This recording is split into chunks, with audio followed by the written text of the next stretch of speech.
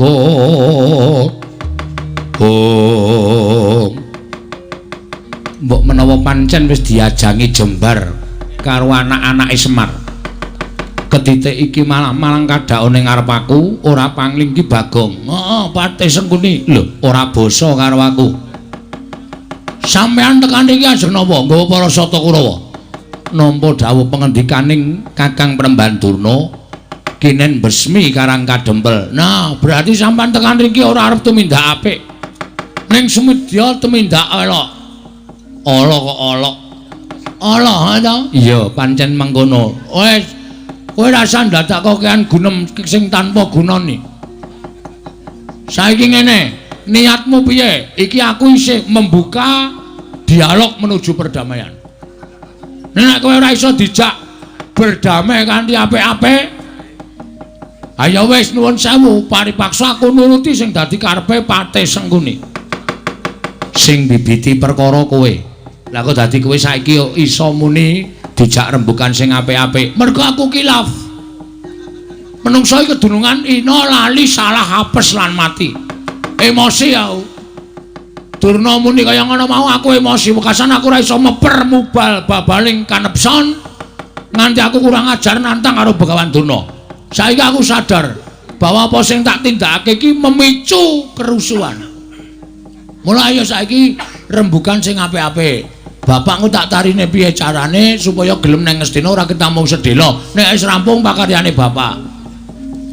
Nek kowe gelem, nek kowe ora gelem maksa kepengin gunakake kekerasan ya nuwun sewu. Ki Chris John iki mung suwe. Chris John iki sapa, Gong? Pemain bal-balan. Us. Ngendelke Antasena apa dikira Kurawa wedi? Ah ya monggo nek arep mlebu ICU. Aku wis ngelekke lho. Nek sampeyan nekat nuwun sewu, niki pancen wong peng-pengan tenan. Niki Kurawa ajeng nekat, Ndara. Nek Kurawa nekat, kowe ora usah melu-melu go. Jotosane kabeh Pakdi-pakdiku. Modar ora kowe. Aja mung Pakdimu, mbahmu Jotosono. Lho, mbahku sapa? Iki arep dhewe iki. Kok malah aku ditawak-tawakke dijotosi. Surtayu wonten dawuh. Wis ora kena dipringgake becik. Wajib ditegeli para Panakawan pancen Semar ora gelem tekan negara Ngastina niki ngestaken dawuh. Paman kula atur seminggah. Bagong ora gelem menake wong tuamu aja kelakon dosa. Karang Kadempel tak bumi angus. Silakan. Nek nuwun sewu lho nek kewalik kula ora tanggung jawab. Sampeyan ora iso gawe lara para wong-wong Karang Kadempel ning sampeyan sing morak-marik barisane aja diundang Bagong. Gene marganing patimu ketiban tangane Ndara Antasena sampya mati dening aku. Pun cekek-cekek nggih. Blogogku kesadulita lit. Mal.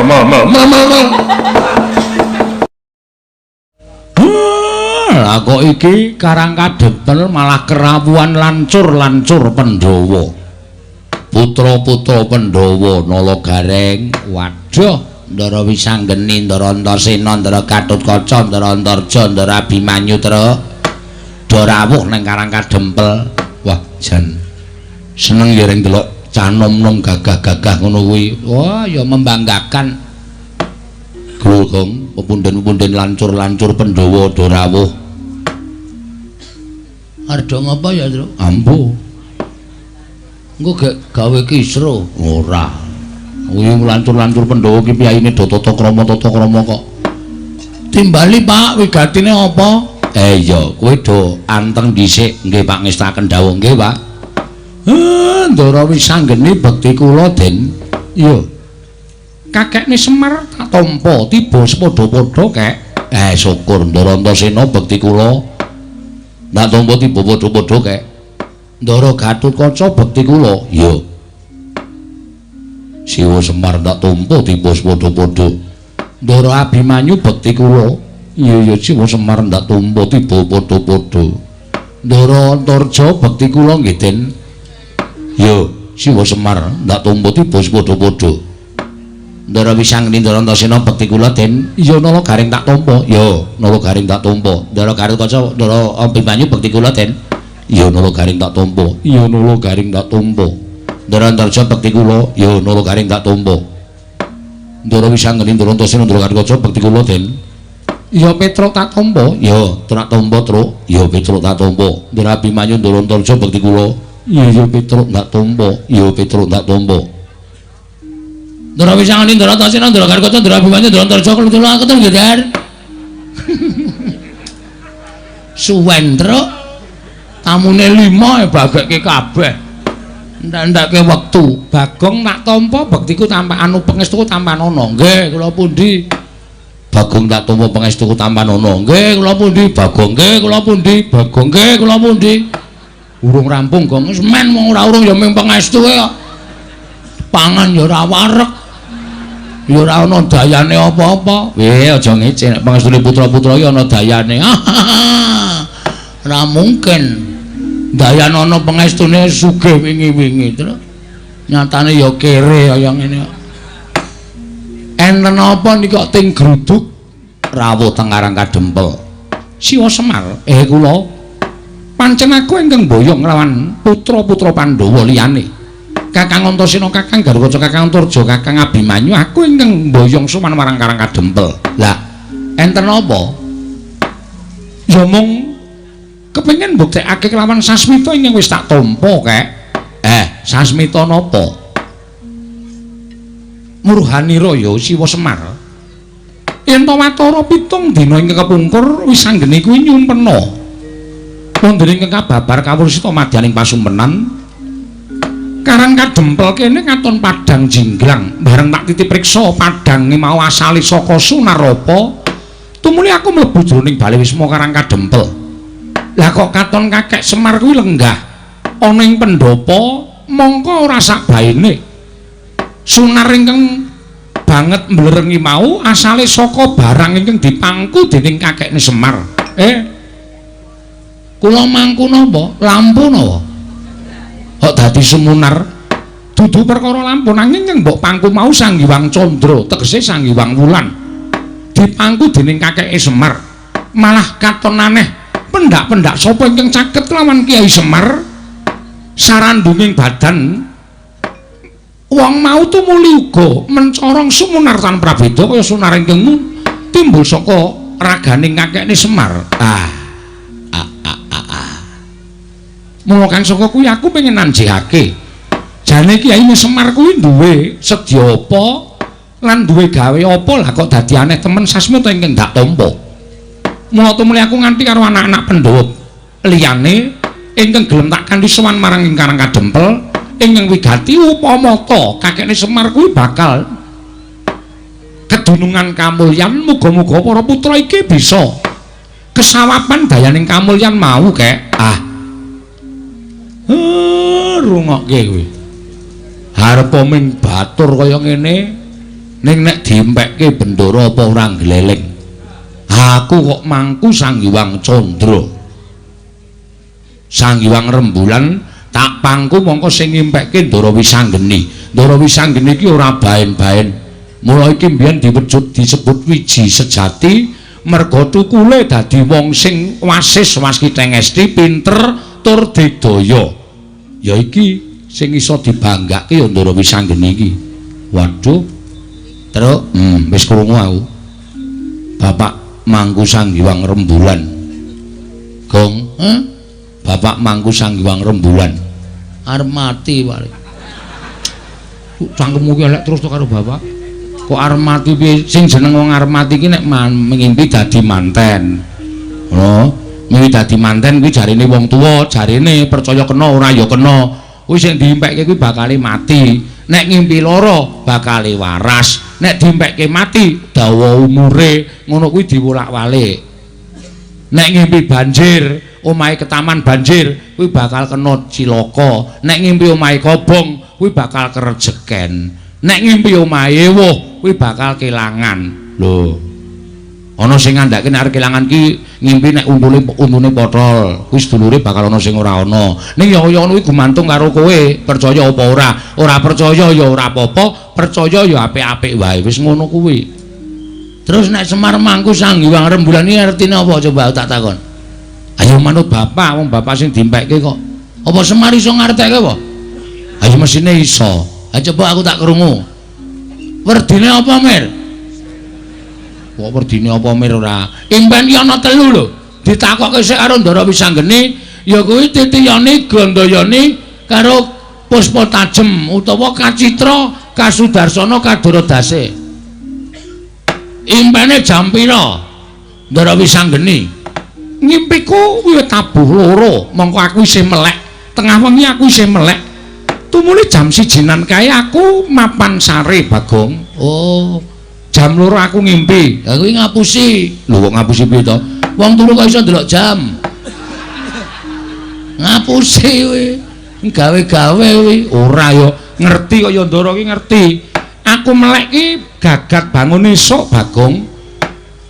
Jagone do kluruk kuwi tegese wis esuk, urung karuan.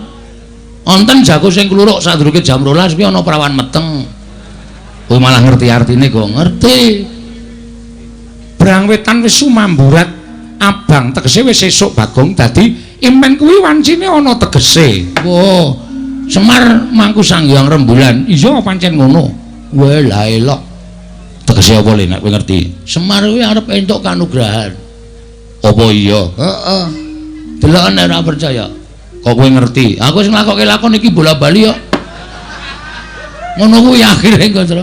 Malah dibedhekke saiki piye to kuwi? Ora apa-apa, aku ki jane sengit Semar mimbungan bangun. Nang ndi-ndi kok Semar ki bangun apa-apa rumasane Semar ki gablek apa?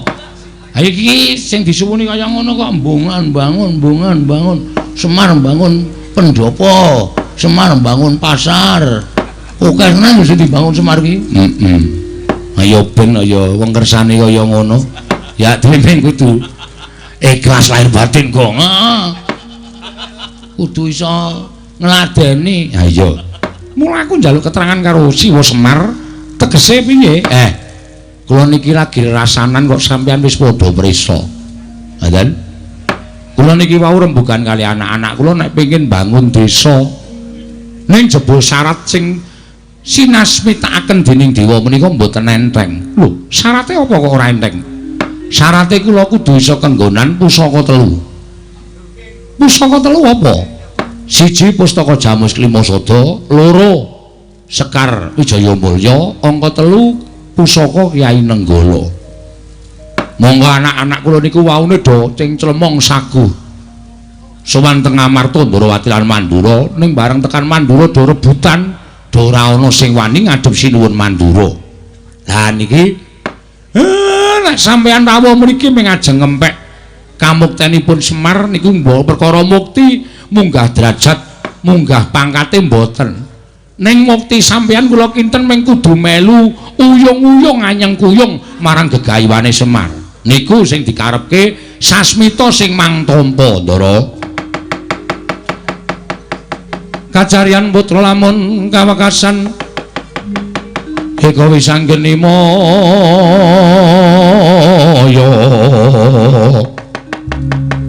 Wisanggeni Maya Wisnu Pratena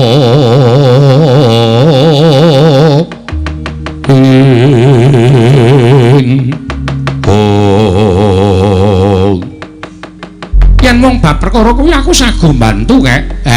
Sago iki mboten enteng lho sampeyan kudu matur karo pepunden. Aku karo Kakang Antasena yang bakal sowan marang Praja Ndarawati. Matur karo Siwa Ndarawati bakal nyuwun ngampil Sekar Wijaya Kesuma. Yo, aku sing karo adhiku Sang Rising ning Ndarawati, Mar.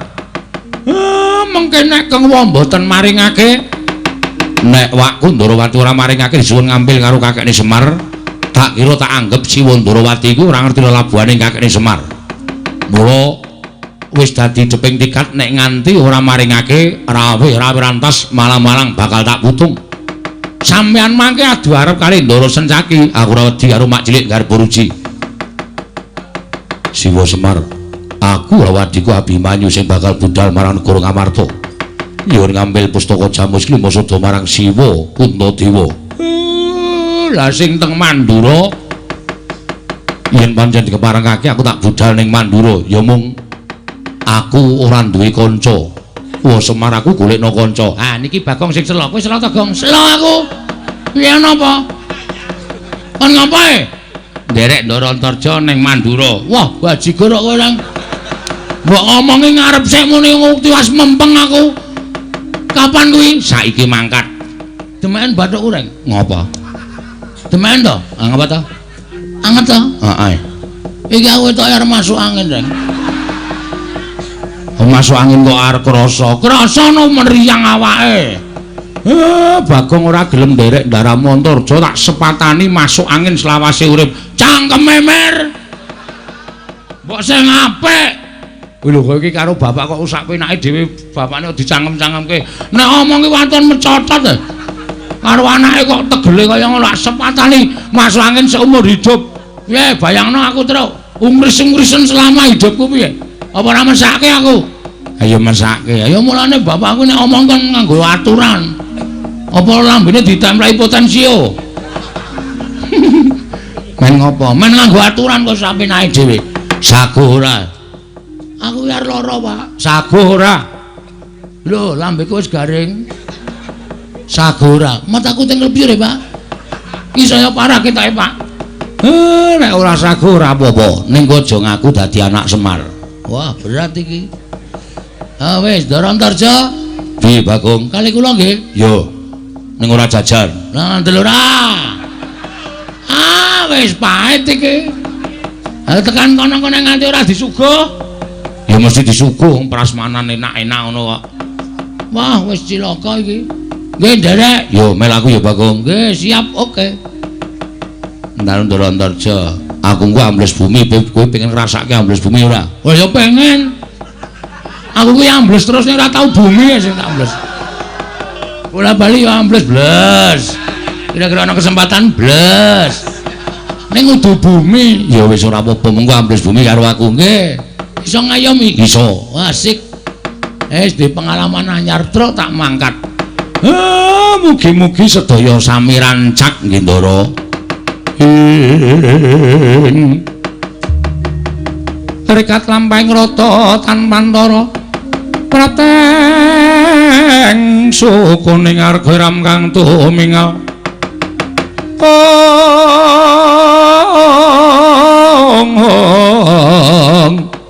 Ram kang tumingal dendeng saengga praja. Dereng ngantos mangkah sangganing para putra. Dumrajak tanpa larapan rawuhing Begawan Durna. Nalika semanten karya kagiat kang samya mulat nggih kilorah para garing Petruk Sawura Bagong.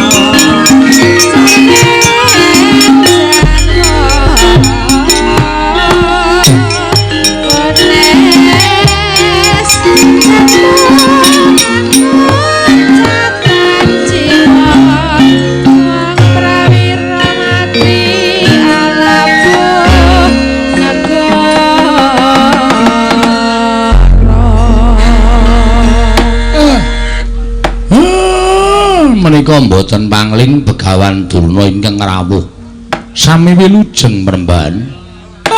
Gandak mlekucuk selalu gembal Semorante hawala. Oh iya Semar. Niskala ora ana swiji apa praptaku ning Karang Kadempel. Kula ngaturaken bekti nggih Panembahan. Ya tak tampa. Pangestu ku Tampanana ya Semar. Kula pundi nggo jimat paripin dayanana ing kasantosan. Bekti kula Panembahan. Oh Nala Garing tak tampa. Pangestu ku Tampanana ya Nala Garing. Kula pundi nggo jimat paripin dayanana ing kasantosan. Bekti kula Panembahan. Oh Petro kantong bolong tak tampa. Pangestu ku Tampanana ya Petro. Nggih. Panembahan. Bekti kula nggih Panembahan. Oh, Bagong, tak tampa pangestu Tampanana Bagong. Nun nggih sangat anggen kawin dadosaken jimat paripe. Terus? Bar ketekan piyai-piyai kok ketekan iki ya piyai. Iki piano iki. Piano piye? Ketoke piyai ning jeroane gentho iki. Ya udu ya. Wah, domongi kok delok nek ora percaya. Kowe iki pendhita lho, Gong. Pendhita iki saiki akeh sing serban ketune ming putih tok, ning jeroane lecek pirang-pirang. Termasuk Durna kuwi. Kuwi senengane ico-ico nglincipi carang papa adu kono adu kene. Mula Mir. Ngati-ati ya, Pak. Iya. Aja gampang diblithuk karo omongane Begawan Durna. Wah, anggere ana rame-rame tlusap-tlusup kuwi provokatore kuwi. Oh iya ya Gong. Mula ngati-ati, mula tak arani pendhita ndok bosok ya kuwi. Kok ndok bosok? Ayo jabane api ning jerone mambu. Heeh. Bagong kowe omongan apa, Bagong? Mboten omong napa-napa. Tanggep aku ora krungu ya. Aja salah tampa. Tekaku ning papan kene ora bakal gawe geger. Tekanku ning papan kene ora bakal aku duwe penjaluk apa-apa.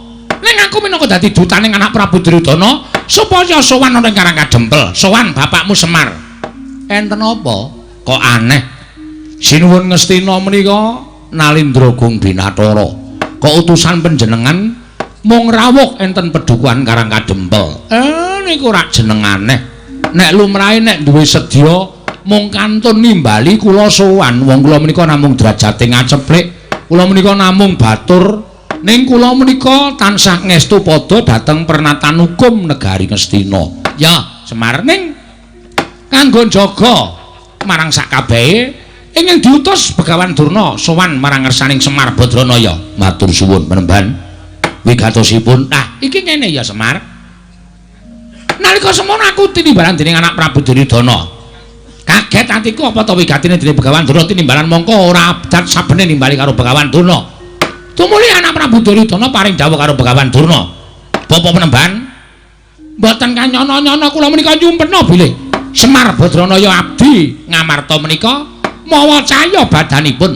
Tumunten kula nampi sisik saking ngersaning Bathara. Bilih sinten ingkang saged kelenggan Semar negarinipun mboten kitang namung sak uruping damar, sak umuring jagung, negari menika badhe anjayeng bawana kuncara dumugi wonten pundi papan. Tumuli dawuh karo aku, mila Bapak Durna kula aturi sowan dhateng Karangkadempel. Semar katimbalana sowan wonten negari Ngastina. Menawi Semar mboten purun, kadangwa Semar betah menapa betah derajat pangkat, menapa Semar betah bondo donya. Kula aturi grobaki negari Ngastina, mboten badhe kula awel waton Semar sagah rawuh wonten ing negari Ngastina. Ngono kuwi kendikane anak Prabu Duryudana. Mula tekane Begawan Durna ning papan kene minangka duta pengawaning Nalindra Ngastina Semar. Supaya kowe tak boyong marang negara Ngastina. Kowe njaluk apa? Kowe njaluk kepiye bakal keturutan? Uripmu ora bakal sekeng kaya ngene iki, uripmu ora bakal mlarat kaya ngene iki. Nek kowe gelem tekan negara Ngastina, ora ketang ngomong telung kedeping paningal, kowe lenggah nang negara Ngastina, oh, pendopo pedukuhan sing kaya ngene iki dirubuhke. Tak bangun sing anyar. Sing kabeh sarwa ukir. Yen perlu ukirane diprodo, Mas. Lho. Apa orang gleleng? Omahmu sing mburi kuwi dirubuhke. Apa memper kowe iki panakawaning Nalindra? Omah kok gendenge ora komplit. Ana gendeng, ana seng, ana plastik. Kale mesake temen to Semar. Kowe iki abdi ning para Pandhawa lho.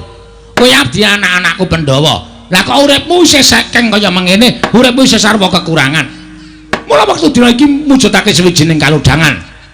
Dene kowe bakal kaboyong marang negara Ngastina. Ayo, tak kanthi bareng sak lakuku.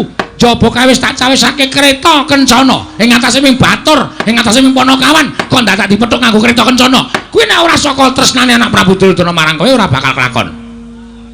Mula kang saka kuwi Semar, Arang-arang to kowe numpak kereta kencana. Dina iki lakonana. Yen perlu mengko nek gelem tekan negara Ngastina, kereta kencana ngeterke kowe bali ning Karang Kadempel, kereta kencana ora tak suwun bali. Ben lenggah ning Karang Kadempel dadi titihane Semar. Apa ora gleleng?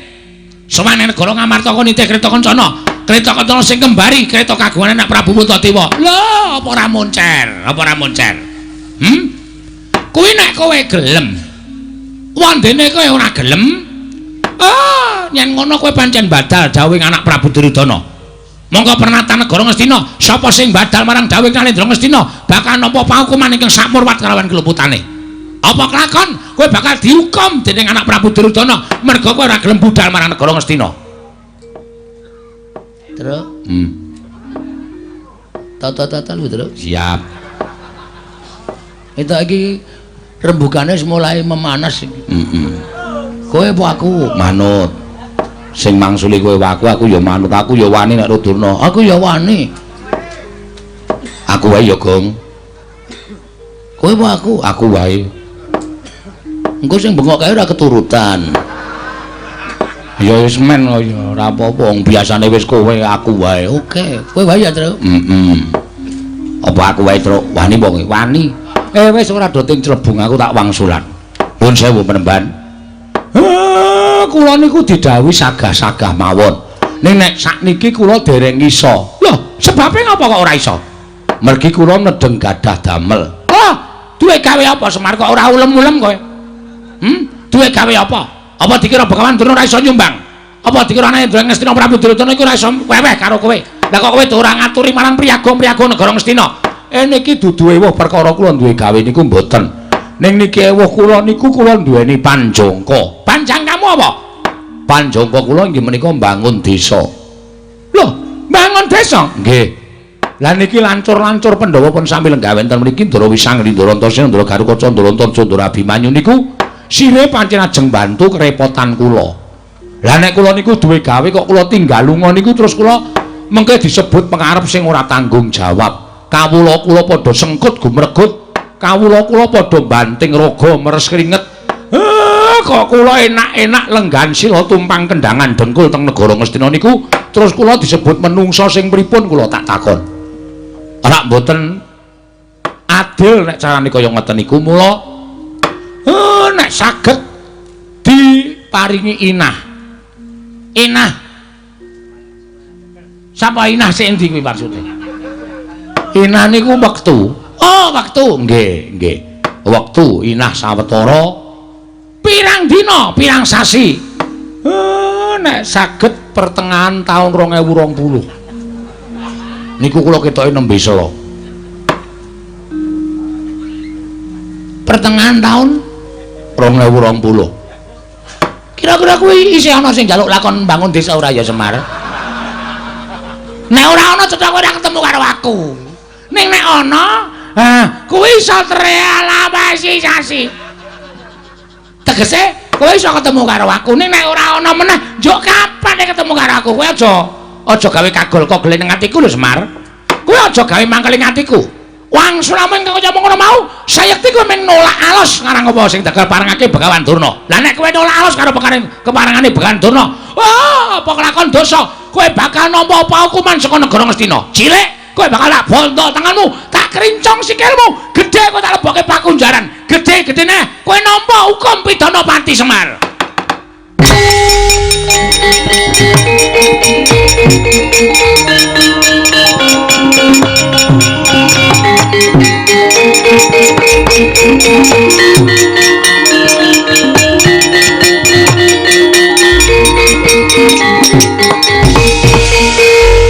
Amengar nesuwe kok cucul sarung to kok. Kathokan trening nek nggo ndupak rai kan iso trampil terus. Ayo jenenge ngono kuwi ra sopan. Maksude sing tok adep iki Begawan Durna. Durna dadak disopani apa? Cangkeme wae ra sopan kok. Dadak disopani. Ning kuwi pendhitane ngrato. Ora urusan. Loh, iki bakal ngapa kok ucul klambi iki? Wigatine apa kowe ucul klambi? Ngene, Mbah.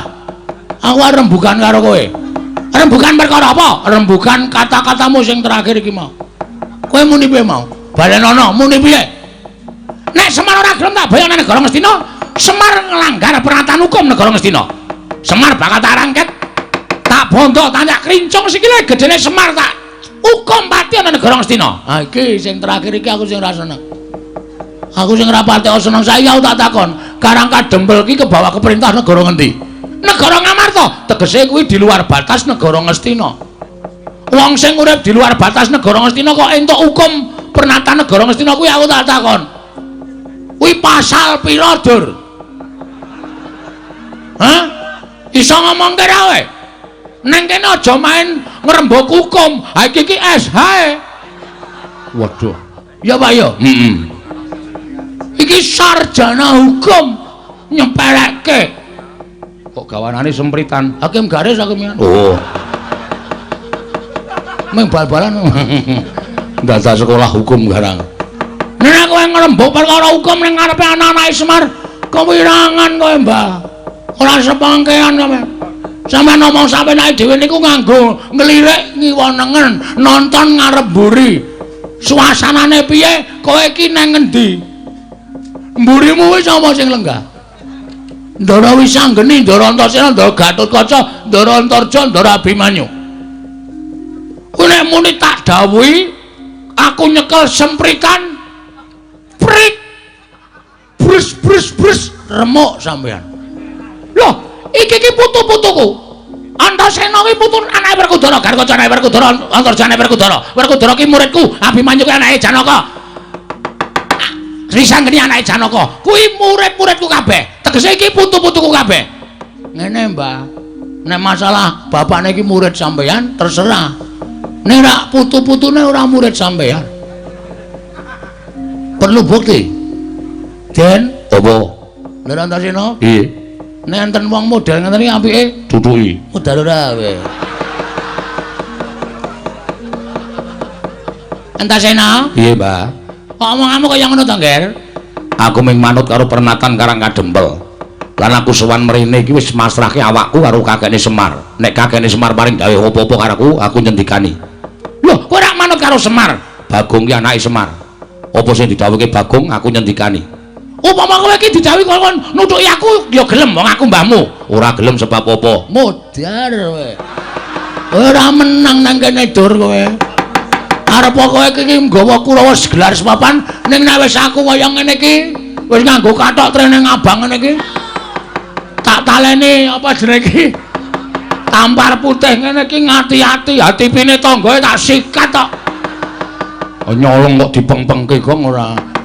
Aku nek jotosi wong iki ora nganggo mesakake. Lho, nek ngono kowe tembung jotosi kuwi, kowe arep ngantemi karo Begawan Durna. Lho, nek sampean ora nyuwara elek, tangi lamun wong iki nang ndi nek suarane apik, mesti oke kancane, oke sedulure. Ning gandeng sampean niku nek ndi suarane elek, ya mestine oke mungsuhe.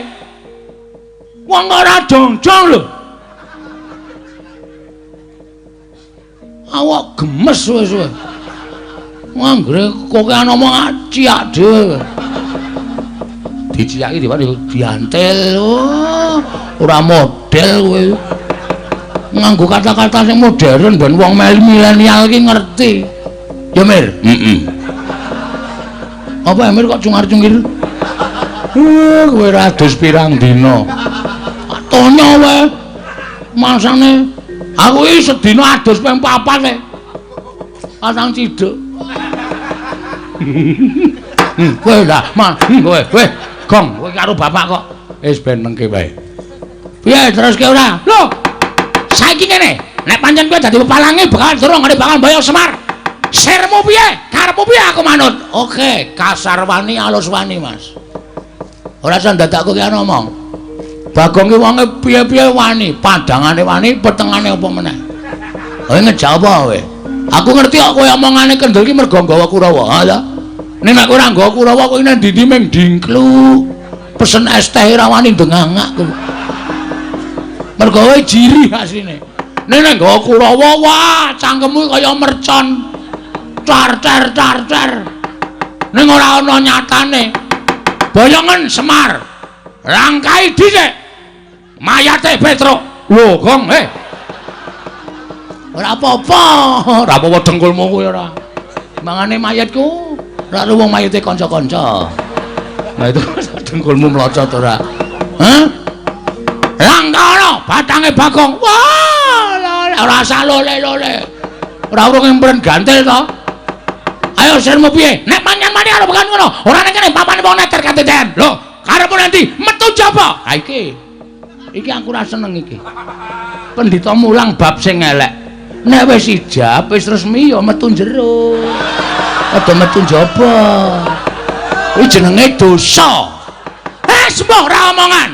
Ayo metu jaba. Ayo, aku ya nek kowe metu jaba aku ya metu jaba. Ben padha. Oh, ora gelem tak bumi angus karang kadempelkane.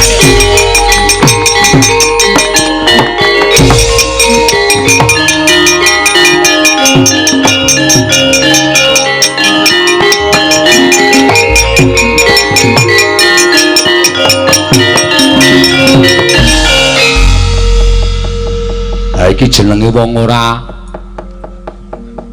sport. Apa, Pak? Wong ora sport, kurang sithik. Kurang piye? Sportif. Nah, orang sportif. Orang seperti ngapa, Pak? Nantang wong-wonge sing siji wis metu kok kowe tengok-tengoki apa? Aku po? Heeh. Aku wedi karo Durna. Wae apa mau duadiku wis tak pasah ndase kok. Wong kok uteke kaya ngono kuwi lho, akal-akale piye ngono lho. Kowe nek seneng aku dicundha manik modar. Durna iki ampuh truk, kok nantang. Aku men ketok gleleng nang ngarepe wong semene akeh iki Bagonge men ketok nyeri ngono lho. Ora apa-apa Petruk. Kongkon ning Amarta Petruk. Wis sekali-sekali aku iki dadi rol. Waduh. Ha terus nek wis kaya ngono kae piye? Iki dong apa iki? Iki lho. Ndara Antasena, Ndara Gatotkaca, Ndara Antarja iki nek kon perang luwih apik mbangane aku, Pak. Lah terus kowe? Aku MC-ne. Sing ngurutke tata cara sing temandang iki. Wo lah edan cah Bambung malah goleke gawean karo bendarane. Wong ki nek bentuke kaya gentong ngene iki wis. Nek omong waton jeplak. Kowe ngerti to Kakang jaman nom-nomane awake dhewe senengane nyetel uyon-uyon salone lebokke gentong? Heeh. Ha ya iki kaya ngene iki serone rajamak ning gemrunggung ning ora ana nyatane. Ora dados-dados ning sirah lho ini. Aku wong tuwa digeplaki sak penake dhewe. Arep ngopo? Arep ngopo? Arep tok tampang kaya Durna apa piye? Ora apa-apa kok aku ya men ngomong kok. Ora wani. Akhire Ndara wis anggeni luwih enom rawani gong. Wah iki ampuh iki. Iki nek muni Bagong wani karo aku lempo kowe aku yo gluduk ngono piye. Seneng kowe dadak urunan tukoke kursi roda ayo. Oh iya ya. Iki siji iki loro iki ampuh iki. Karo bapak.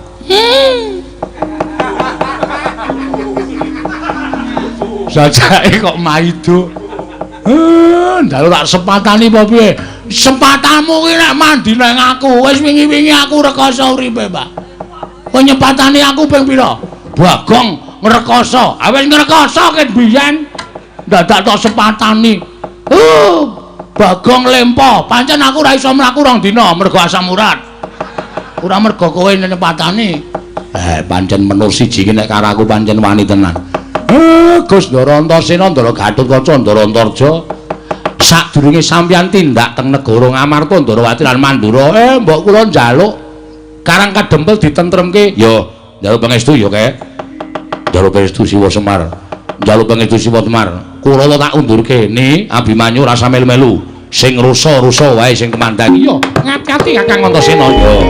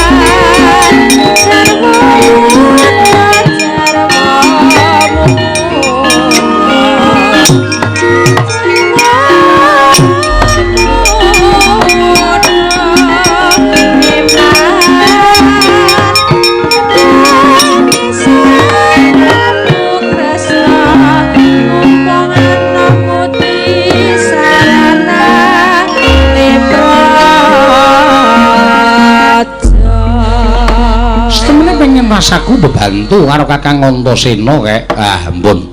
Mboten sah. Sampeyan ngaso kemawon. Sampeyan niku arep nuwun sewu tinemu taruna ning kula pircaya. Wong tuwa kaya kula niku kebak pengalaman ning nek bab ngelmu kalah karo sing enom. Mula pengalamane kula ngelmune sampeyan.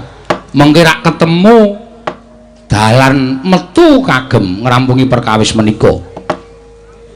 Kakek Semar yo monggo den kula kanthi manjing salebeting Bali Wisma ya ora Abimanyu. Iya Simo Semar, aku mung kari manut Nala Garing Petruk Bagong dalem Pak. Dalem Pak. Wonten dawuh Pak. Kena dadi peperangan ning aku ora kepengin kawula Karang Kadempel kesempyoki ngaradan. Aja nganti ning kesempyoking peperangan. Oh nggih, siap ngestaken dawuh. Nggih Pak ngestaken dawuh. Nggih Pak ngestaken dawuh. Pengrawit Karang Kadempel wis samapta. Sampun, Pak. Kemana Bapak badhe kondur mlebet wonten ing Bali Wisma kairing gending menapa? Manut karo Bagong. Niki pun do latihan, Pak. Latihane apa coba? Nika lak ketawang napa jenenge? Sing piye, Gong? Kowe iki ora ngawur. Ditumpake kereta Jawa. Ora kepruk watu ndasmu kowe. Wong tuwa kok iringane tumpake kereta Jawa ora. Kowe kok karo aku kok gigi mangsa to kowe? Mboten, Bapak. Ana niku tresna kali Bapak. Ah ora ditumpake kereta. Pripun dusung? Hus. Duapure ora. Petruk kowe wae. Iki latihane kanca-kanca niku pelok, Pak. Pelok gending apa? Dedel ora ndangdut kok. Nggo kondur ngedaton ora. Dedel apa? Aku njaluk. Sik tru ora ngawur le aba iki sing bonang ki iso ora. Soale iki pembonang ki gantian iki. Benjelan. Oh, pemain cadangan. Mun sing bonang ora iso ngrusak nganu aku iki dapukan ya ora cetha. Ya wis ben karang ya. Sing bonang ki andalane saiki ming ngono. Nabuh ora penting, sing penting ayo wis ben kok gayeng-gayeng kok ya. Aku njaluk Santi Mulya. Waduh, angel iki, Kang.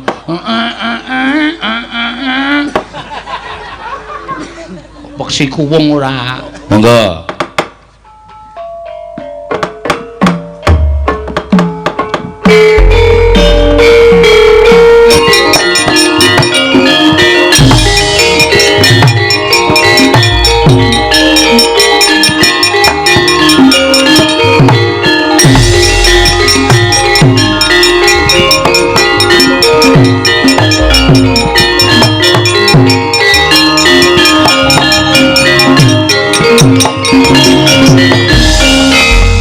Kacarian putra lamun kawekasan yeka wisanggeni maya Wisnu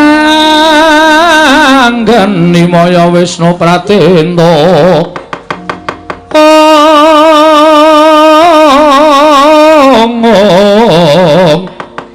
wisanggeni maya Wisnu Pratenda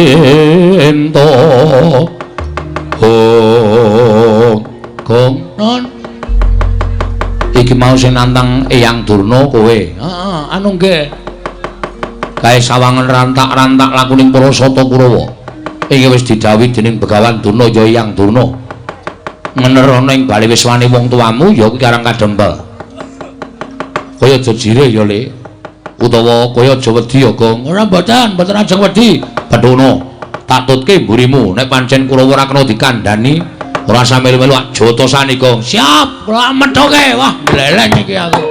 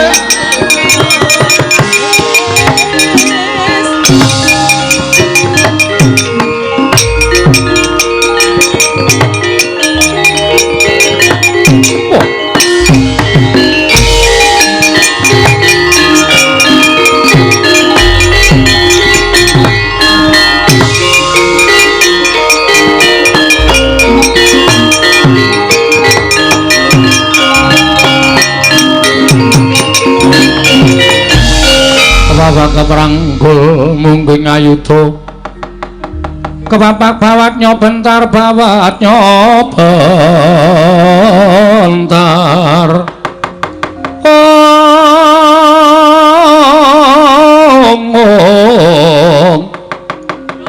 mungging aloka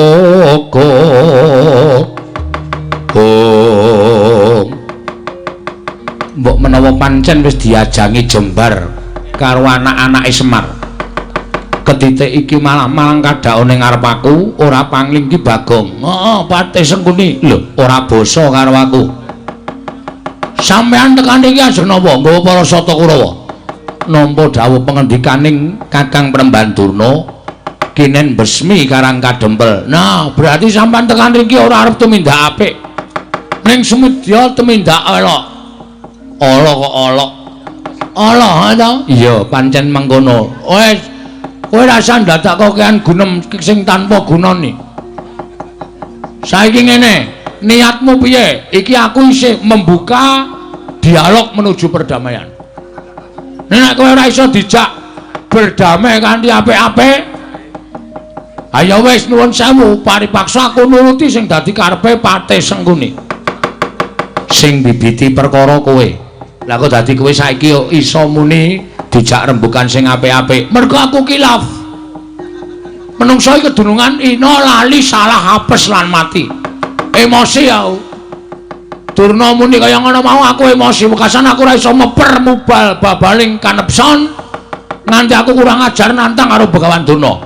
Saiki aku sadar bahwa apa sing tak tindakake iki memicu kerusuhan. Mulai ya saiki rembukan sing apik-apik. Bapakku tak tarine piye carane supaya gelem nang Ngastina ora ketemu sedhela. Nek wis rampung pakaryane bapak. Nek kowe gelem, nek kowe ora gelem maksa kepengin gunakake kekerasan ya nuwun sewu. Ki Chris John iki mung suwe. Chris John iki sapa, Gong? Pemain bal-balan. Us.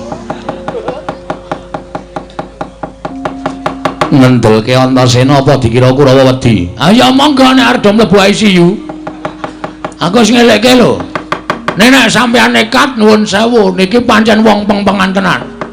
Niki Kurawa ajeng nekat, Ndara. Nek Kurawa nekat, ora sampe melu kok jotosane kabeh Pakdi-pakdiku. Modar ora kowe. Aja mung Pakdimu, mbahmu Jotosono. Lho, mbahku sapa? Iki arep dhewe iki. Kok malah aku ditawak-tawakke dijotosi. Surtayu wonten dawuh. Wis ora kena dipringgake becik.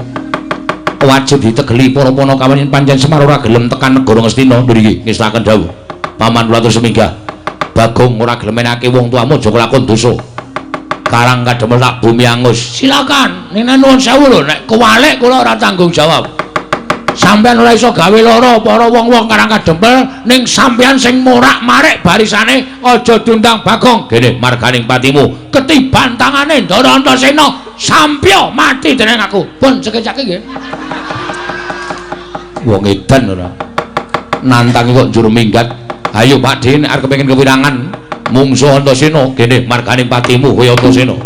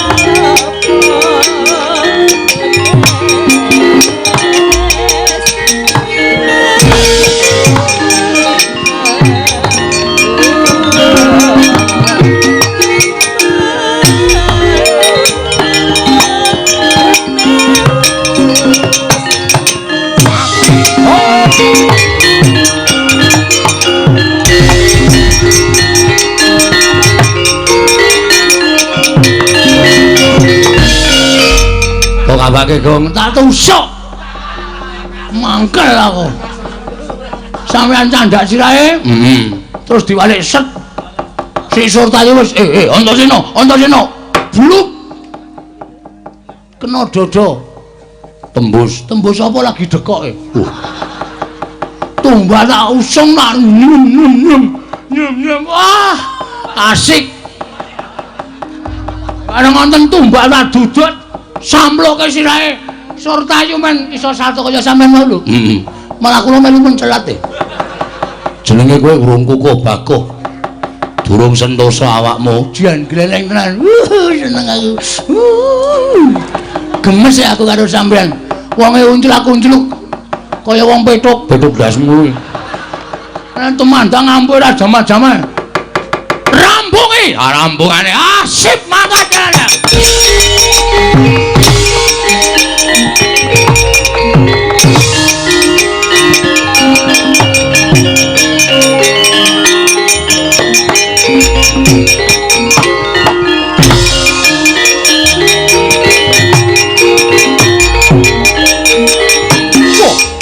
Gatotkaca dasar Banyata Siwa Kartowarma. Ayo, endi Semar? Kukupen Siwalaya Antaka. Bedan dadari Gatotkaca. Wah, sumbar kowe. Mati kowe. Wes.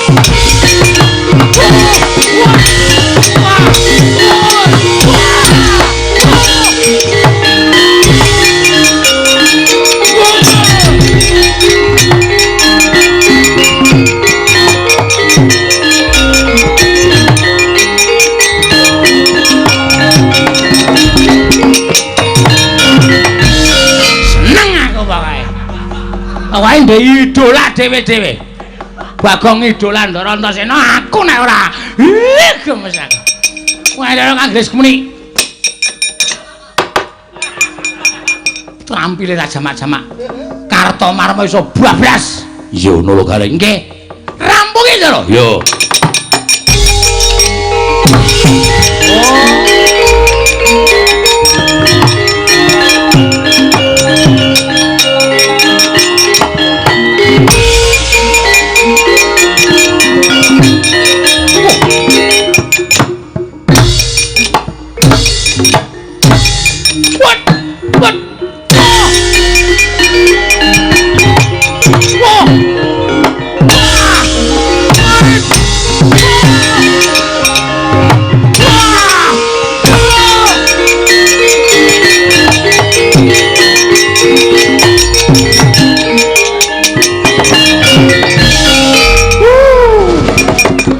Ngenengke Swatama anak pendhita kami idak sikile set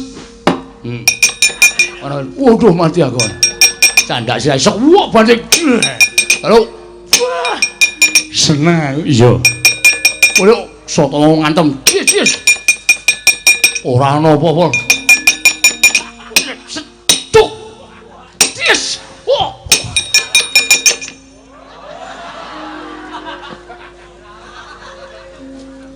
ditenono. Aku nek tegel tak uyuhi kowe. Nang gandeng sampean ku Bendoro. Ngopo Petru? Wah, pamer ora. Sampeyan niku jane upama aji-aji sing iso ambles bumi niku mang paringi kula iso ora? Iso wae. Ngamet ambegan. Wis. Iki ora guyon lho, ora. Nek guyon wegah Ora tenanan. Niki wektune ming sak jam. Ming sak jam luwih sampe sumi, ming sak jam. Luwih saka kuwi mati kowe nek ora metu. Ayo jelas kok ya. Sak jam ki suwe. Padake ora. Wis jajaran cobanen. Carane nyoba? Ngamet ambegan. Sampe sumi. Piye Petru? Wah, seneng matur nuwun. Sak jam niki. Sak jam. Wis, nek tak pamerke gareng tuman wae sae.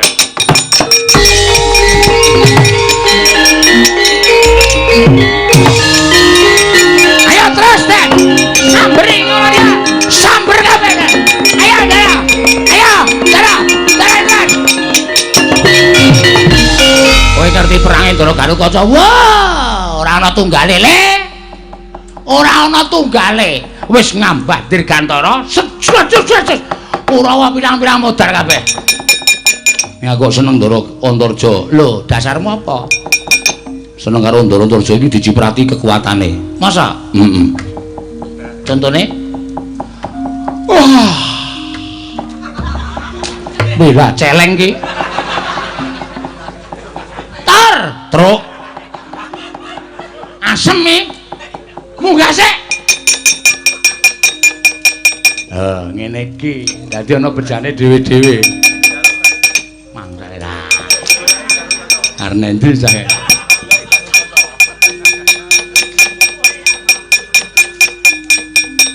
Ndara, Ngopo?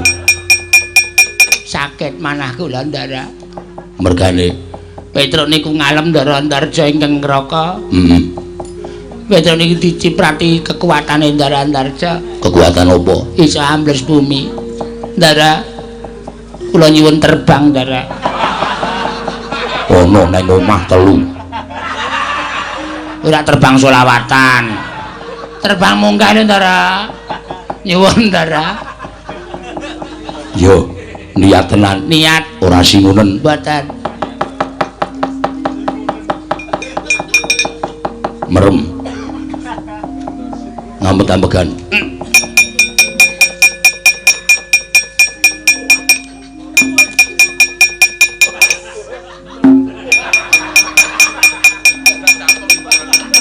Sampun apa Ndara? Wis, Carane sikil digedruke lemah ping 3. Karo bathine nyuwun mabur.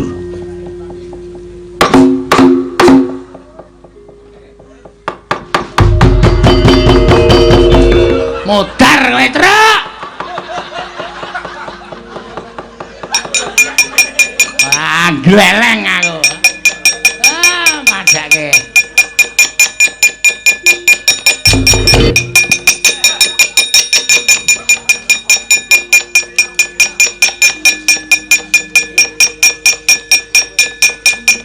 Gong, tak mencolot ya, Le. Mencolot to. Udus.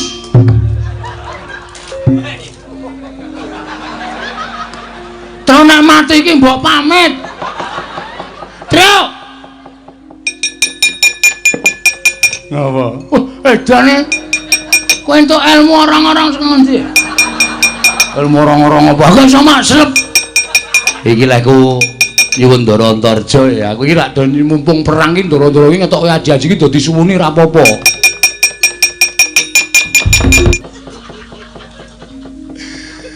Mati tenan aku. Iki nek ora nglimpe mlayu. Konangan Satpol PP nyilakani. Mati tenan aku. Ayo Gong, kapake Gong. Plotroke. Aja. Kowe iki senengane anggere miloro wong. Ancamane ming siji diplotroke. Senenge aku. Mangkel aku.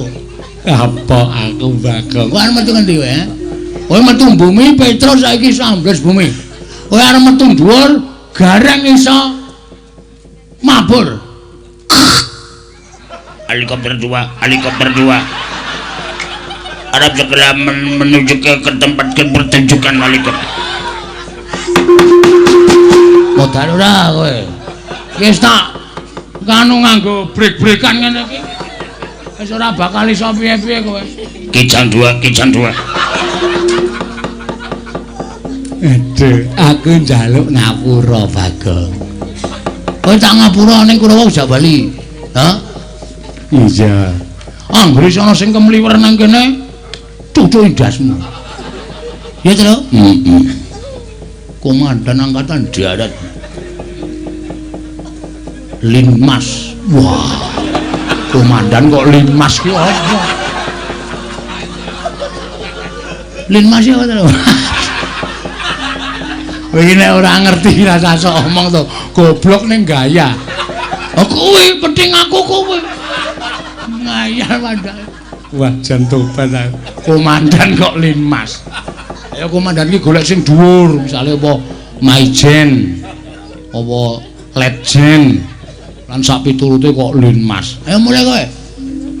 Mulai ora? helikopter 2 Iya. Iya. Ada kanggre krungu tembung helikopter kok tratapan.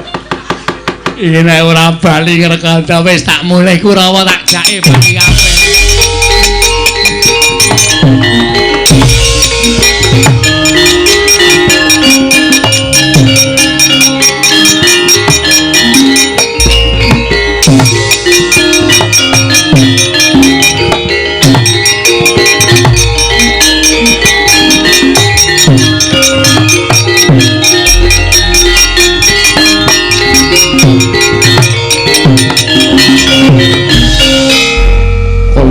Malang Kerik. Oh iya lali.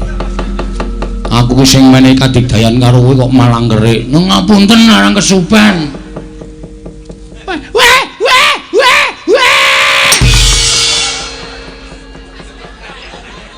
Pripun, Den? Wis sak jam luwe. Wah, cilaka iki.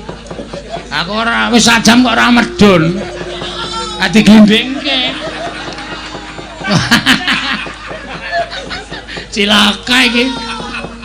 Nek ngoten kula ya wis boten iso, Den. Ya wis kliwat sak jam ya ora iso terus tenak pusakaku ming sak jam. Lho iya. Njajal gong ndase digraji. Ndasmu. Nek mlethek. Oh iki jaminane ming sak jam. Ming sak jam, Mbek kowe 7 dina. Modar le. Wah, gleleng aku arep dasarke nang pasar aku arep pamer kasudebian arep nggawa linggis arep nggawa keris wak tusuki awakku. Ngeling-eling lho nek nganti liwat saka 7 dina nek nganti ketusuk tenan aja sambat mati tenan kowe. Aja. Wis rasa wis, Tru? Wis rasa. Wis tuku dodol obat oles kok biasane wae. Dadak Malik buka sulapan barang aneh-aneh ora. Heeh ya. Bapakmu nendi, Gong? Kula celuke nggih. Iya, kula celuk kon rene.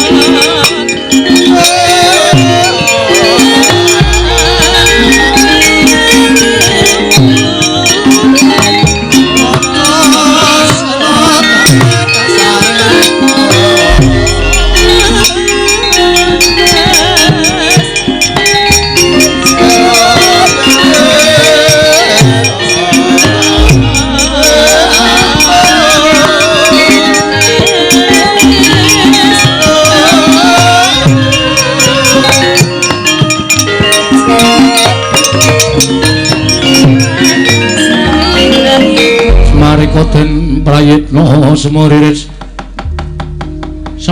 eka balik titiyani gandayani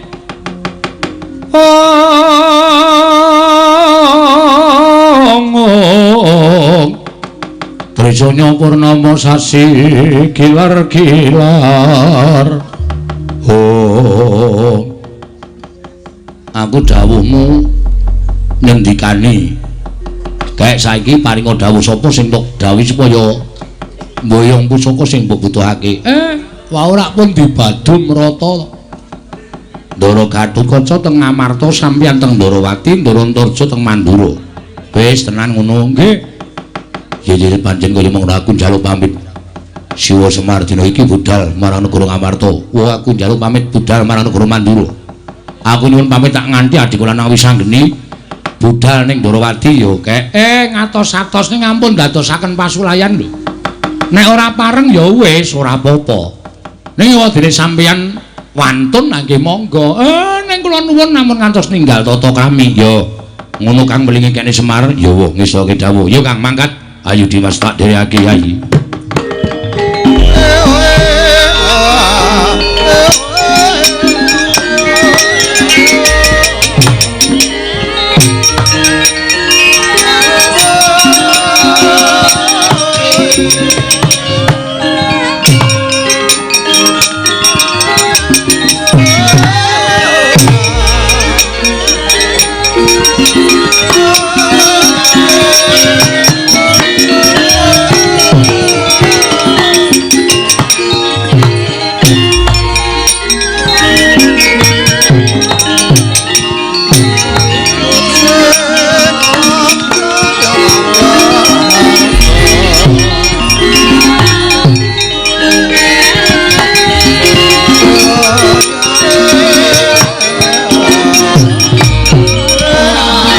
wong indriya mangu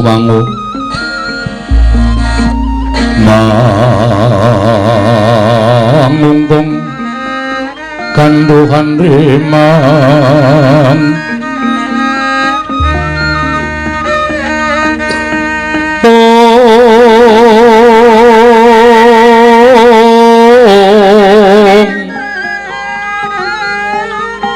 werna tanpa kanin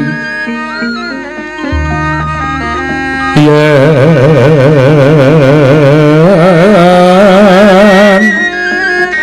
tan tuso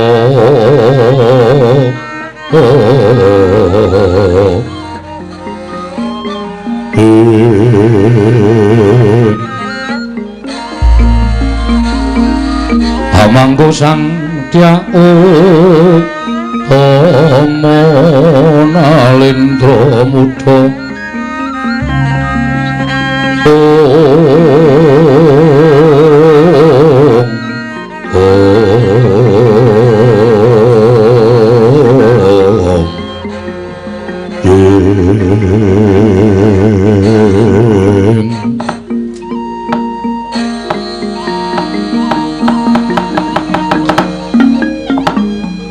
jagat mangestu Karawayaktara jagat Setyaki wonten timbalan Mara prayoga nunggu ngadhep ngarsaning pun Kakang Dimas Li sampun boten kirang prayogi Koko Prabu Kakang Pati Udawa wonten timbalan jinuwun tatanan kang padha gantung seba jenenging sun diandhang marang suwane Atma Jaku sakarone aja ngantun padha saur manuk Kakang Pati Udawa kawula menawi sampun paduka dawuhaken badhe kula candhika jimat jinuwun anak lanangane ndita bocah mursid isa mikul dur mendem jero karo wong tuwa jemong kandhek ning pangucap nang ngababaro dadi pakarti wis anggeni padha raja sakmratamu nggir pangestune Siwa Ndarawati slamet tekaku wa aku ngaturke sembahku kunjuk ngersaning Siwa Ndarawati ya tak tampa cah bagus pangestuning wong tuwa tampan ana ndak gegem dadiake jimat Antasena padha becik pangestune Pak Dewi Lujeng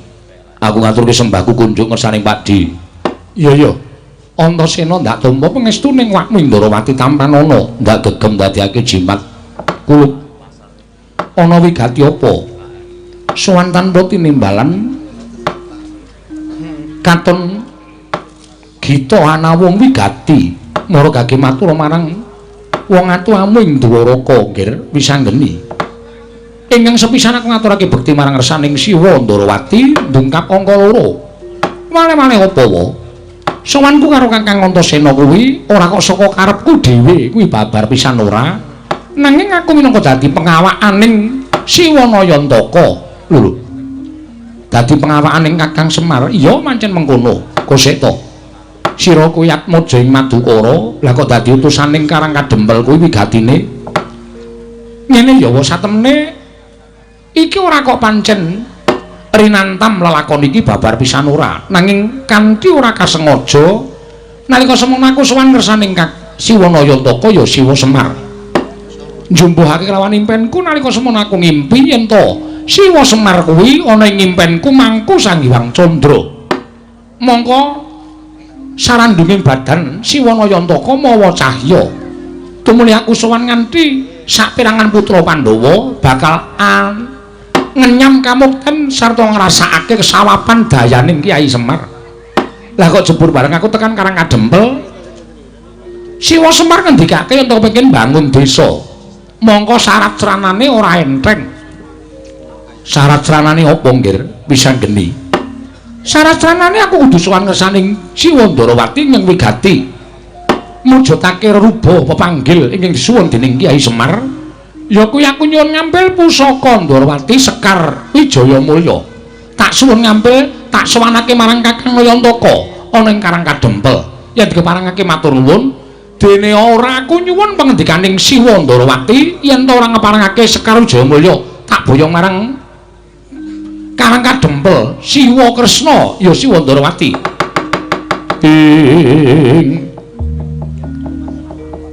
Coco muntap lir kinata tuko yaya sinipe Netra kocak ngundar andir Oh jagat wasisaning ubathara wayah tur jagat wisang geni Siwa Ndarawati piye yen lumrah aku ora bakal owel maringake wujuding Sekar Wijaya Mulya marang Kakang Semar jernyatane Kresna kuwi ngrumangsani gedhe lelabuhaning Kakang Nayantaka tumraping negara Ndarawati lan tumrap pribadining Nata Ndarawati pancen wis kabeh dadi seksi yen to Nata Ndarawati persasat kepotangan budi kelawan Kakang Semar nanging kosik yo nggih aja nganti kesusu mengko mundhak keseluruh dalan sing kleru etungane ngene cara agal-agalan wae aku tak paring pangandikan marang anakku lanang Drapsila Geni saiki para coba hitungan Kakang Semar kuwi derajate ngaceplik ming Panakawan Kakang Semar kuwi Panakawaning Ngamarta Kakang Semar kuwi Panakawaning Ndarawati ing atase mengkepengin bangun desa wae lah kok ndadak nganggo srana ya kuwi wujuding Sekar Wijaya Mulya apa Kakang Semar ora ngawuningani ento Sekar Wijaya Mulya kuwi pusaka kadewatan kuwi dudu pusaka baen-baen kuwi dudu pusaka sembarangan nanging kuwi pusaka pepethinganing para dewa pepethinganing para titah nganti sak jagat iki ora ana werna loro Sekar Wijaya Mulya kejaba mung kagunganing Nata Ndarawati mulyan perkara bakal ndak paringake apa ora iki mengko etungane ana dhewe wisanggeni mula sing gedhe pangapuramu yen to bali marang Karang Kedempel dina samengko ora bakal bisa bareng karo wujuding Sekar Wijaya Mulya ing wigati mengko aku bakal sowan dhewe marang Kakang Semar bakal tak tanjihake wigatine apa lah kok dadi nyuwun ngambil Sekar Wijaya Mulya ki narya srana mbangun desa ing bakal katindakake dening Kakang Semar Badranaya wisanggeni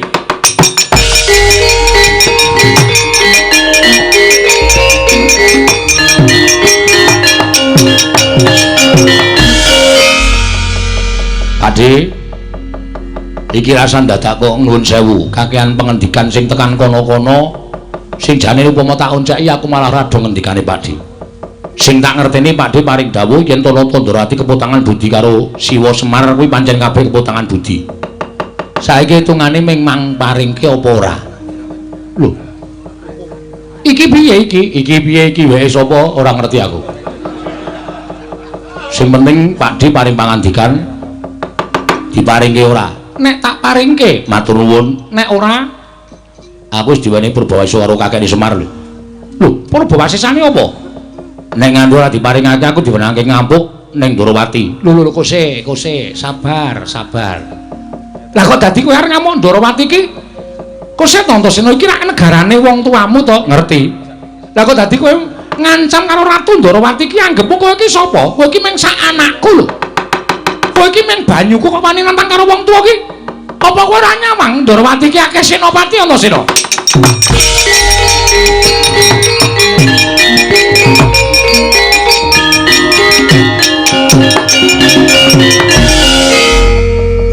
aku ngerti Pakde ngendika ngono kuwi meng jontrot karo Mak Cilik Setyaki ora apa-apa nggih piye lha badhe damel geger negari Ndarawati ajangipun wonten dadanipun ingkang pamaning garba ruji ora ning kene papane wong neter kadigdayan Antasena sabar Setyaki sabar wis menengo sing marahi kaya ngene iki ya sampeyan nek sampeyan ora ngendika Ndarawati kaya senopati tangeh Pak Cilik Setyaki ngadepi Antasena ning gandeng sampeyan jontrot nganggo pengendika Ndarawati kaya senopati mula Mak Cilik kaya ditetangi rasane hak cobane ngati-ati lho Kang wis kowe omong wae perkara kole aku ngono ya Kang kowe rembugane karo Mak Cilik karo Pakde Ndarawati nek perkara Kakang Mak Cilik Setyaki nesu tak tandangane mboten wonten ing papanipun neter kadidan nendi medal Jawi dipun cobi ingkang paman kalian Langgir Antasena kegiatanipun unggul ingkang pundi oh iya aku mengari manut ya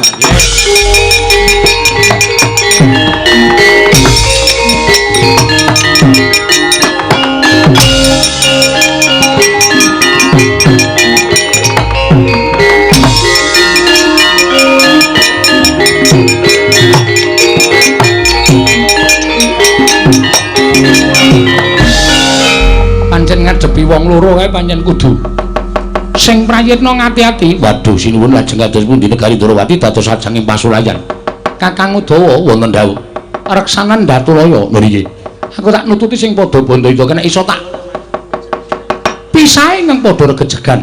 Ora apik mengko dinulu wong akeh ndak dikira ana perkara ngantraning Jodipati karo Ndrawati. Ingkang baik ngatos-atos sinuwun ya. Muga-muga bisa ana pepadang ya Kakang Udawa. Sinuwun Ndrawati kula semanggaken.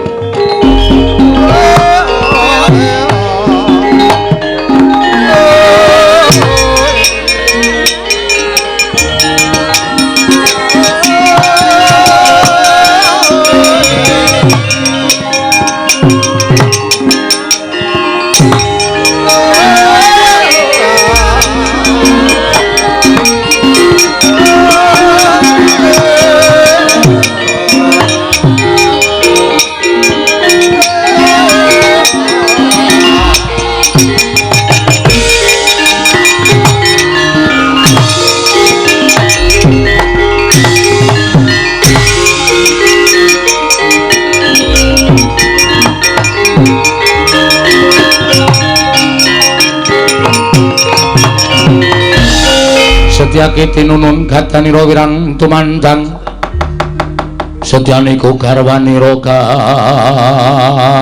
warnanira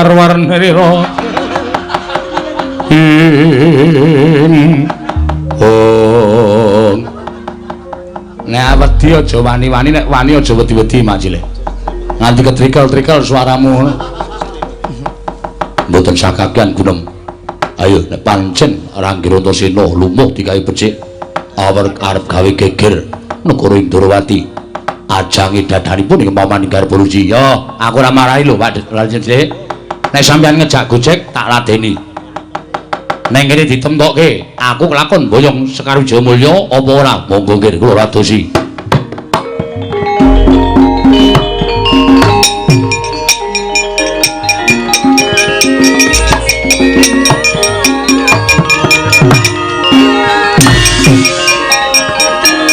Kurang seru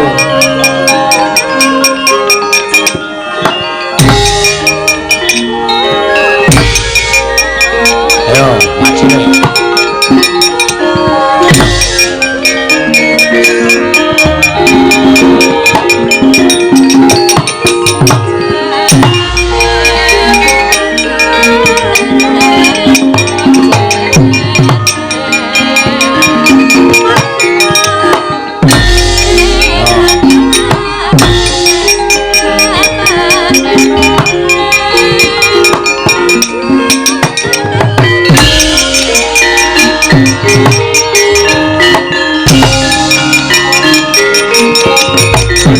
good.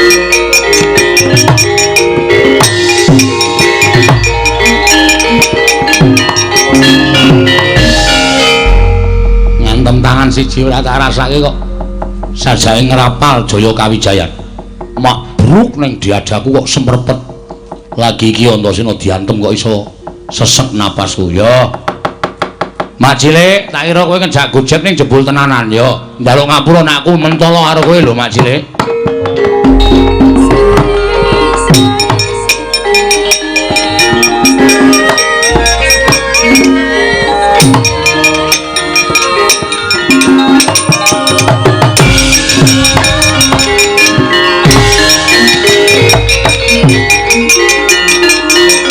Antasena, ora edan kowe.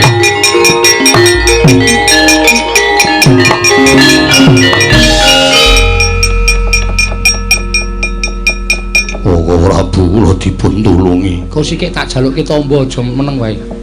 Nggih. Kita kapake. Ora tak kapak-kapake kok. Kok ngerti aku njotos? Kok ngerti kowe aku ngantem mak cilik? Ora, aku ngajeni karo mak cilik. Lah kok kowe ndungkluk kok Setyaki iki ndrodhok awake. Masuk angin paling. Ora sembrono to. Masuk angin duduk kuwi sak kursine. Ora sembrono aku gah. Kena ngopo? Lah Macil ya ngantem aku sak kayange nggon dodol sesek e. Mula terus aku matek daya kekuatan sungutku paringane Hyang. Sungutku iki nuwun sewu lho Pakde. Sing iso nguripi wong mati ku ora mung Pakde Kresna. Lho, kowe ya iso. Nek tak wateki tak peres metu banyune nggo nambani wong loro iso. Nggo nguripke wong mati sing durung titiwanci ya iso. Iki nek nggo ngasor ki mungsuh tak sembah utawa tak dingkluki. Ngisor dengkul mungsuh kuwi iso lumpuh ora ndek kekuatan. Aduh, Setyaki. Wonten dawuh. Kowe lumpuh. Aduh, Prabu. Nggih, kula nyuwun pangapunten. Gusti iki tak rembuke sike. Iya. Ning saged to. Iso. Aja kuwatir, ayo tambani. Ning Sekar Jamulya tak jaluk. Dipun caosaken ing Maha Prabu. Tinimbang kula ngagem kursi roda.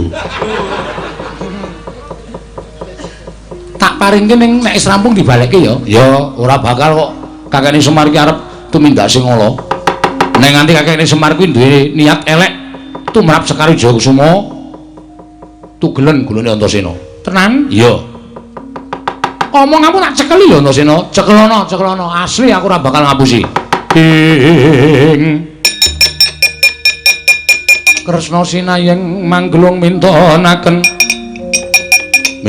Dewi Kramanira. Oh. Iki tenan ora, Pakdi? Lho, lah ya iki Sekar Jayakusuma. Kok pote ra ana? Iki tukul ora sarana ditandur. Oh, lah ya wis.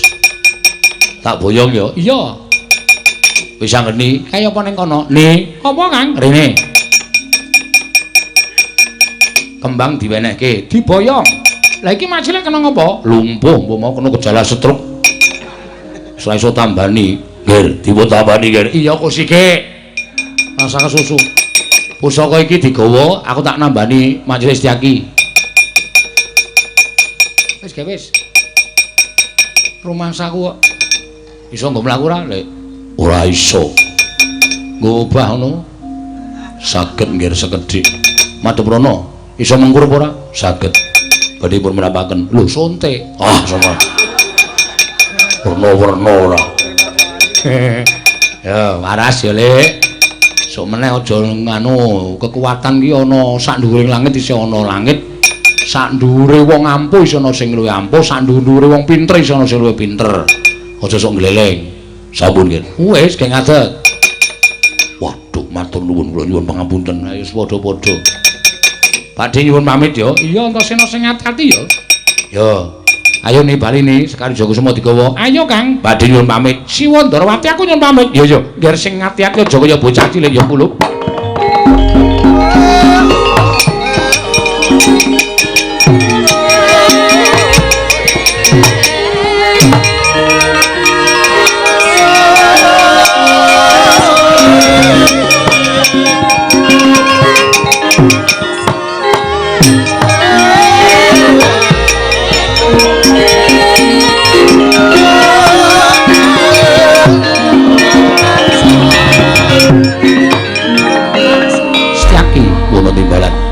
Kok ora pati nduga mono.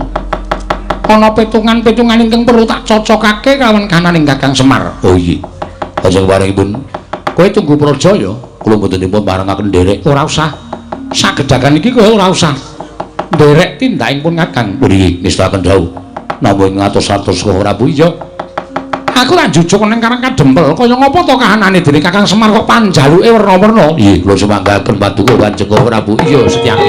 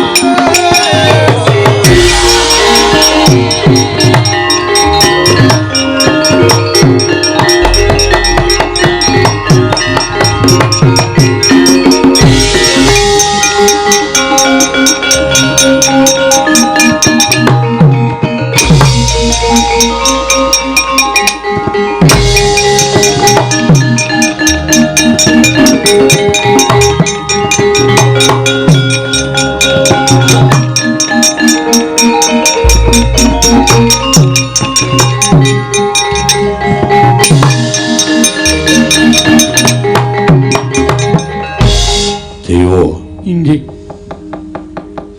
Aja dadi palange Werkudara. Kowe ngerti watak wantune kadangmu panenggak? Inggih, kula ngertos.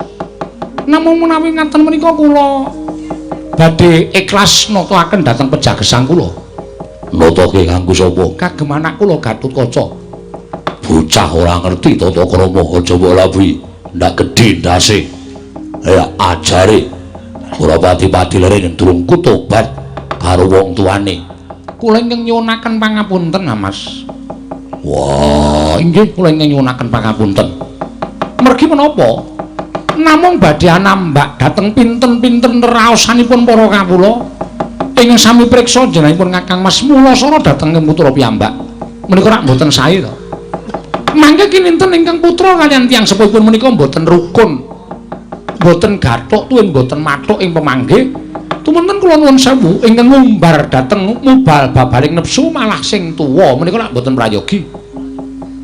wah, Inggih menapa mboten? yo. Sabanjure piye? Koko Prabu Darmakusuma sampun paring dawuh dhateng kula, pustaka Jamus Lima Sada kinen maringaken dhateng Gatotkaca. Wah, aja ngapusi. Mboten. Menawi kula wantun matur dora ngersanipun Kakang Mas Jodipati, jangga kula kinarya lintu. Oh, tenan. Inggih. Wah, ya wis. Sakarepmu ning kowe kudu tanggung jawab. Kula tanggal jawab Kakang Mas.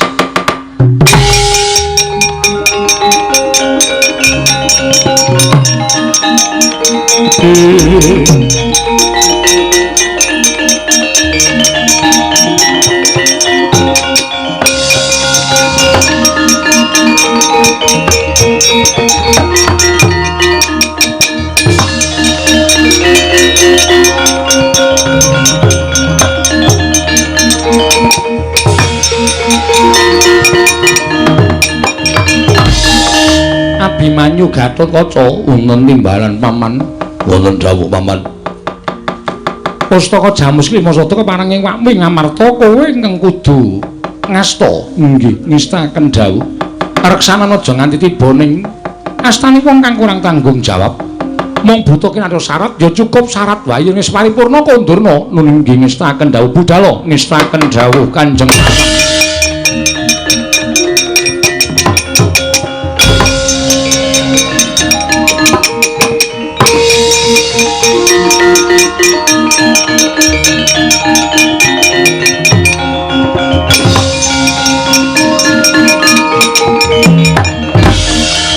Lamprok Nuwun dawuh Kakang Mas.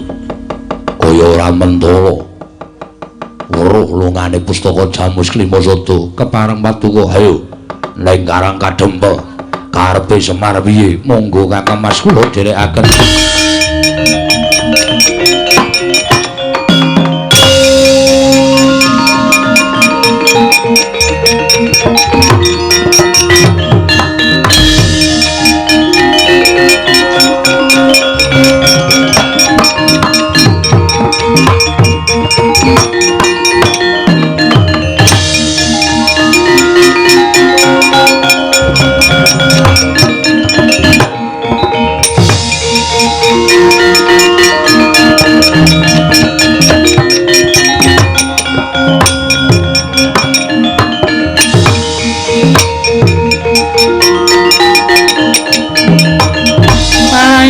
Bang wangarono kadinetrane nganggo rapo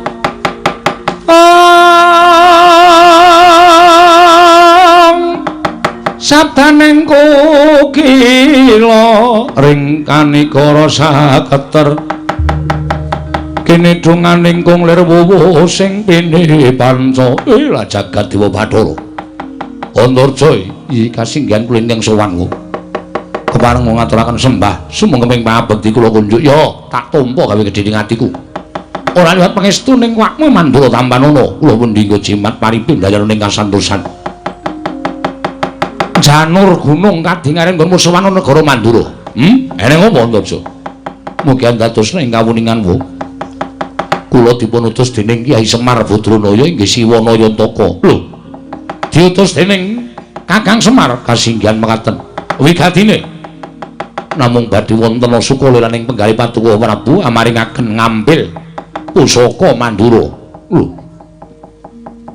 Semar ingkang ngambil pusaka Mandura piye? Kacarios bilih Kyai Semar badhe gadah kabjat inggih menika mbangun desa. Mongko nyatanipun menika mangke boten badhe kasembatan menawi boten saking pambyantripun Padukawa Mandura. Aku kudu piye? Panjenengan kedah maringaken pusaka Kyai Nenggala. Piye? Pusaka Kyai Nenggala. Kyai Nenggala to gawa ning Karangga Dempel. Ih, kasihan mekaten. Wah, jagat Dewa Bathara.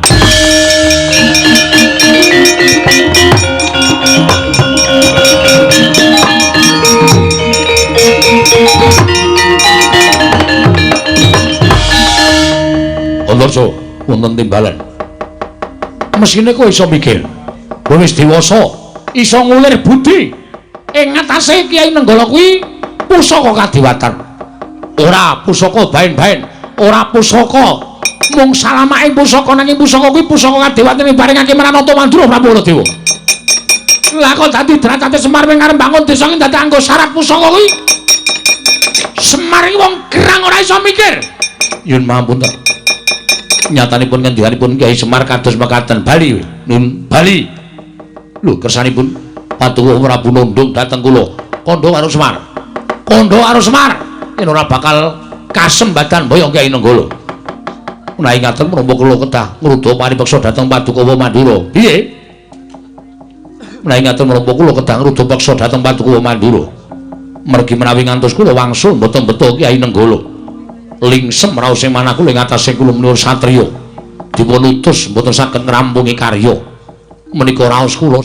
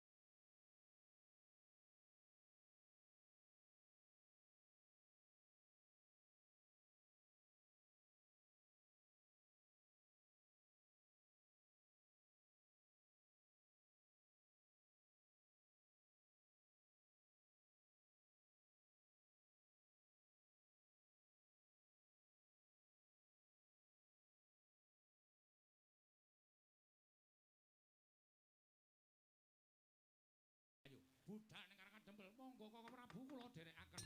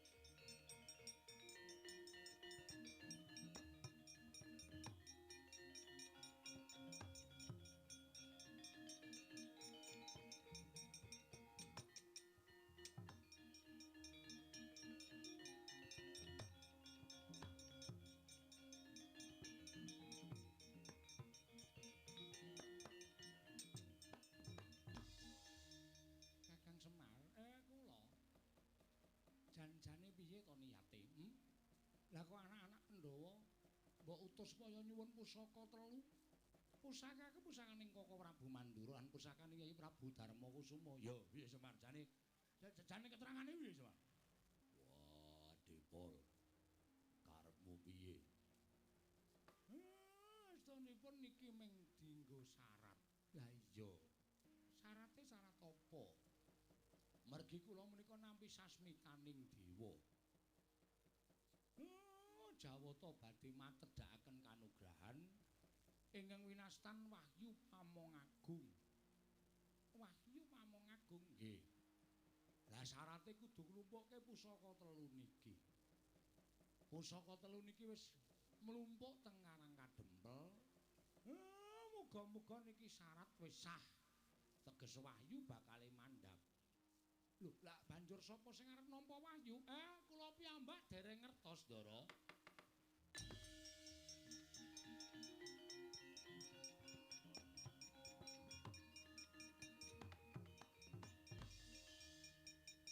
Kinemulan mendung sak nginggiling padukuhan Karang Kadempel.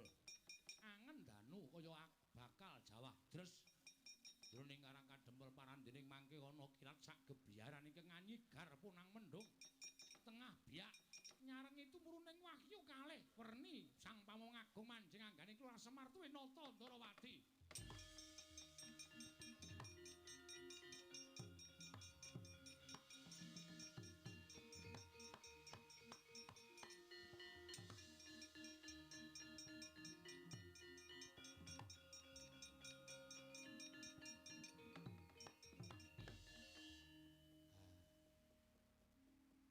Sampeyan wonten kok sing entuk kabejan lho. Cahya ingkang siji manjing andaning Ki Kakang Semar. Berarti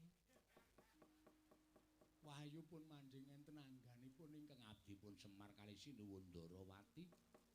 Ingkang pancen pantes lan cinampiran kewajiban kedah momong dhateng satra ingkang ateteken ati suci pepayung budi rahayu.